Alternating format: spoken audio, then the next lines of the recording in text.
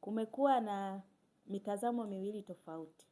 Kuna kundi ambalo linasema kuanzisha biashara kwa kutumia fedha za mkopo ni vizuri, na kuna kundi ambalo linasema si vizuri kuanzisha biashara kwa kutumia fedha za mkopo. Ukiwa kama kochi, unashauri nini kuhusiana na hizi dhana mbili? Asante sana. Ni kweli kuna ambao wanaanzisha biashara kwa kutumia fedha za mikopo, na kwa asilimia zake wanafaulu, na kuna ambao wanatumia fedha za mikopo kwa ajili ya kuendeleza biashara. Lakini mimi ukiniambia nishauri kuanzisha biashara kwa kutumia fedha ya mkopo na kutumia fedha ya mkopo kwa ajili ya kuendeleza biashara, naweza nikashauri kwamba ni vizuri kutumia fedha ya mkopo kuiendeleza biashara kutokana na sababu zifuatazo.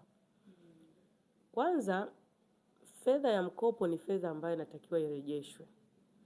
Na siku zote fedha hii inapochukuliwa, maana yake inakuwa na muda maalum, kwamba inatolewa na inawekewa utaratibu wa kurudisha kulingana na kiasi ambacho kimepangwa na mkopeshaji.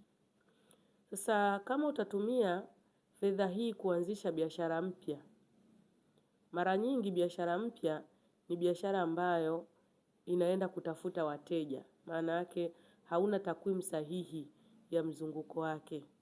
Haujui kwamba kwa mwezi mnazalisha kiasi gani na running cost za biashara hiyo ni kiasi gani, kwa maana hauna takwimu sahihi.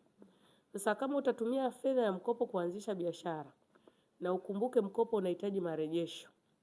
Mara nyingi kwa zile biashara ambazo zinaanza vibaya, huwa zinaleta changamoto sana kwa mtu ambaye amekopa. Na hali hii ndio inapelekea mpaka mtu kuwa na stress za madeni, na wakati mwingine kupoteza hata mali au thamani ambayo ameiweka kama dhamana katika ule mkopo. Kwa hiyo biashara ni kama mtoto, anahitaji kulelewa. Licha ya kuwa na msingi wa kuiendeleza, kuianzisha, lazima uwe na msingi wa kuilea, kwa sababu unaweza ukaanzisha biashara nzuri tu, lakini ikahitaji branding, ikahitaji muda, ikahitaji maboresho zaidi ili iweze kufanya vizuri. Kwa hiyo utakapokuwa na pesa ya kuilea biashara, kama umeianzisha biashara, ni rahisi sana wewe kuendelea mbele. Lakini kama umetumia msingi kuanzisha biashara hiyo kwa kutumia mkopo na bado unahitaji marejesho, ndio tunaona biashara nyingi sana zinafeli, na mwisho wa siku wale walioanzisha zile